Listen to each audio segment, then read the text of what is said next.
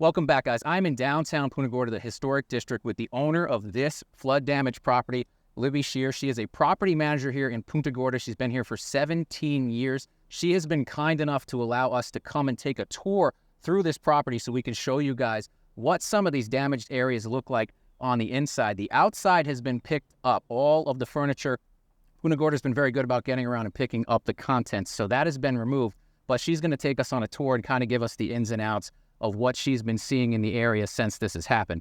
And Libby, thank you so much for joining us today. I really appreciate you doing this. Absolutely. I know it's tough to invite anybody into your home, especially when it's, on the internet and it's in the shape that it's in. Yeah. But you guys just got hit with Hurricane Ian and then Helene. and then Milton. Oh my gosh. And how far did you guys get? We're going to start walking you guys through here. And we'll get you guys, obviously, you're not going to have me the whole video. How far did you guys get into the remediation for Helene until this happened? We had already taken out some sheetrock, and then it wasn't high enough because Milton came in higher. I'm going to spin you guys around here. Stare at my mug. So Milton came in higher. Milton came in higher, so we had already torn out the sheetrock 2 feet for Helene, only to find that Milton came in higher. And we didn't even think it could come in higher because it's never flooded in the past. Never. This is a 1930s historic home. It's a shotgun home because it goes all the way through. And they used to say that you could take a shotgun and shoot someone all the way in the back of the house. Yeah, so it's a shotgun house. All right, let's see what we got. Now, this is my first time through here, guys, so I'm actually going to remove my sunglasses, something I rarely do on these videos. Ben, it was really interesting. It's like the first flood that came in was relatively clean water. Yeah.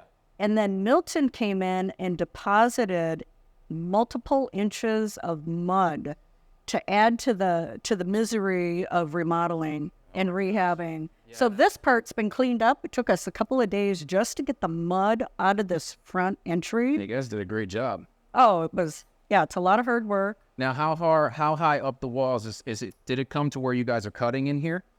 Yes. In fact, okay, so from this room, we washed the walls from here down. It went above the outlets, which is really unfortunate. Yeah, you got the electrical damage. Yeah. So then we come in here, and this is the cutout for Helene. So we had to go further now for Milton.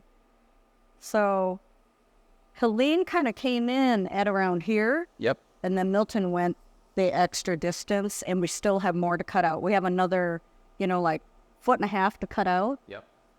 So we're trying to dry out. We're trying to preserve a floor from 1930. It's a beautiful floor we had refinished right after Ian. Wow. And you guys didn't get flooding in Ian, or was it just... No, it was just wind damage. Just wind damage? Just wind damage during Ian, and then we remodeled. And we finally got the property rented. They were in here for 2 months, and then Helene and Milton happened. Oh, my gosh. So they lost everything. I feel really bad for the tenants. Yeah. Because they literally had mounds of furniture and all of their personal possessions out on display, out on that corner, just filled with mud, filled with mold. I believe I walked by this house the other day, so I will point it out in another video of mine. I did see their stuff out there. And how does that work for them? Where do they... I relocated them to another rental, and a lot of our rental inventory actually just got absorbed from all these displaced people. Okay. So there's a lot of people that are in need, and we had some availability. So yes, as you know, luckily there was enough to go around. This is the kitchen. This is the area of, massive concern. All the appliances, of course, all the we still aren't done pulling out cabinets and so forth. But the loss of having, you can see cabinets. Just the footprints and stuff on the floor, guys. You could see the... Oh, yeah, that's all kinds of mud on there still. You guys done a great job. I know you've had some time, but... Oh, it's just, here's some, it's heartbreaking after you've remodeled twice. We'd already remodeled twice. I know. So right after we bought it 3 years ago, and then after Ian, and then now. So we're looking at 3 really expensive adventures with this home. Well, I hope it's the last one for you. So I assume this was the laundry area. This was the laundry area, and you can see the plaster and lath walls. Yeah, you don't see a lot of that anymore. Well, I don't. That's crazy. And we've already torn out all the laminate that was in this. Oh my gosh, look at This the room. mud in here. Yeah, this had laminate on top of it, and this is the deposit of mud. So this had a floor over this floor. Yeah. And the mud still got under it. Yes. Oh, wow. So we had to tear out all these walls. The water got up to, I'm trying to see if there's the water line still, but it was all the way up to here in this room. So the tenants had to save themselves and their 70-pound dog. They had to swim out of the home Oh my gosh. during Milton. Yeah, it was just, it's very tragic. It's very overwhelming. I bet. I mean, no, there's a lot of people going through it. That's right. So, it's too bad that you can't see how beautiful this house was prior to this event.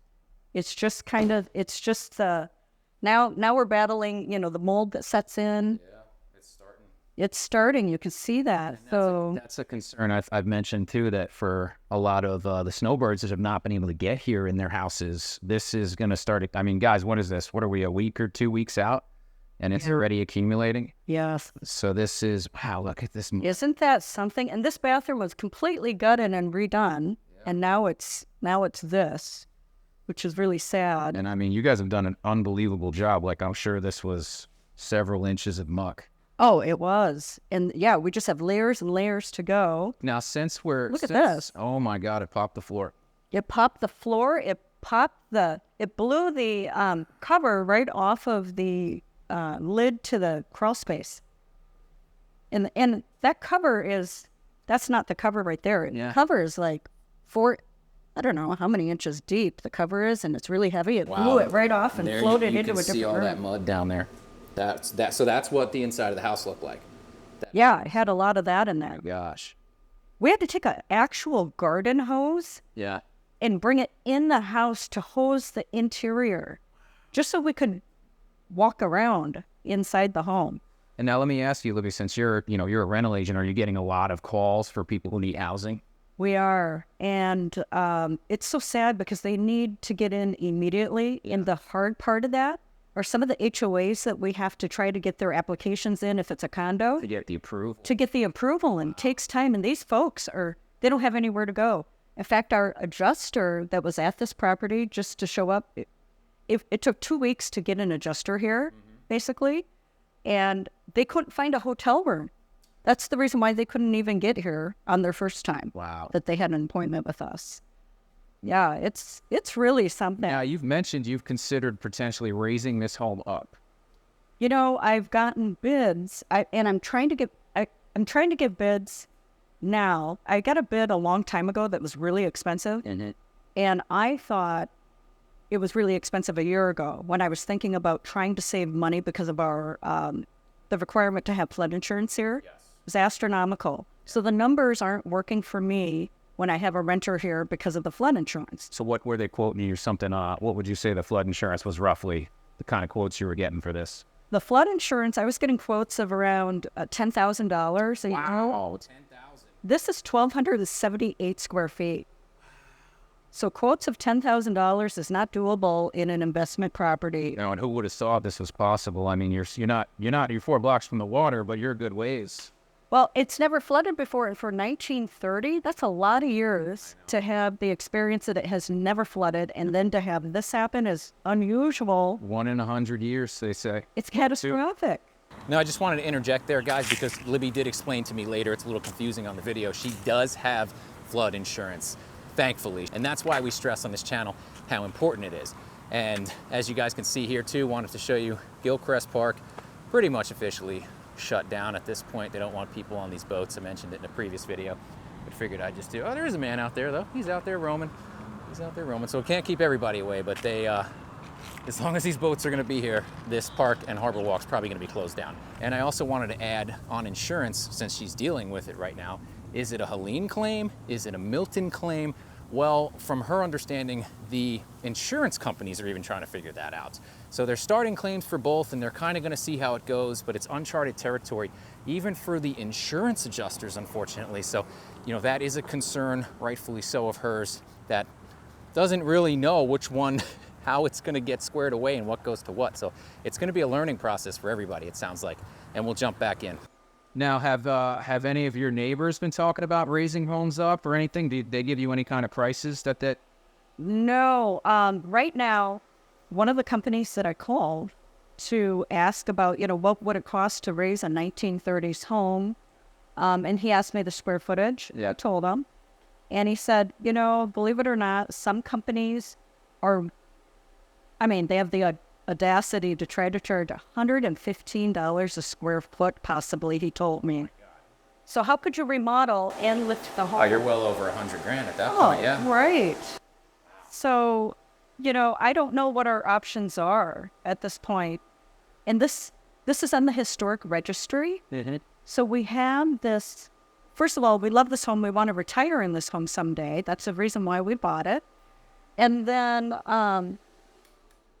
you know, trying to have a renter here just to cover the carrying costs of this home, and to only have the renter in here for 2 months, it kind of blew that whole idea apart of being able to cover the insurance and the taxes and all those other things, like a lot of people. And Yeah, I'm sure you're not alone with that. It's unbelievable. How'd the backyard make out? the backyard, it fine. The land seems to be fine. We just had a lot of debris. And, yeah, but we're looking at big ticket items like full kitchens, 2 full bathrooms, removing the subfloor. Can you imagine that kind of work? And you can't do it yourself. No, You know, that's too much for us. That's the other thing is most people are not able to do this. This is crazy. Isn't that crazy? The water just lifted it and blasted those floors. People are going to say I'm being over dramatic, but I never see this. Right. I never see this. And we're lucky that this house is built like with that really old growth forest wood. Yeah. I mean, this 2x4, if you took a piece of that 2x4, it is so heavy compared to the new 2x4s today. Yeah, they don't make them that way. They don't. And it's so special. This house deserves another chance. And it's whether or not we can afford to make that happen. Well, I hope it works out for you. I hope you guys get it. I mean, I hope so too. Plus, the Historical Society would want us to try to retain this home. yeah. So this is piece of the kitchen, I'm assuming. Yeah, we're trying to retain the granite. And, yeah, I don't know. It's sad. And it's sad for the people that lost all their items, my renters. It just seems like an endless amount of work when you've already put that commitment, time, money, and energy into the home. Yeah, for the third time. For the third time. So That's wild. the first time was, just for the fun part to make it look really fresh and good. Yeah, The other two were hurricane related. So, That's crazy. right. I'll flip Right. back forward as I come out of here. They're losing their house completely Next door. because of the 50%. They got hit with the Yeah, 50% rule. right. So they got to level this property. They have to level it. Oh my gosh. Wow. Yeah, it's And too bad. are they going to sell it for the land, you think, or? Yeah, I suspect they would have to. Wow. The occupant was in her 90s.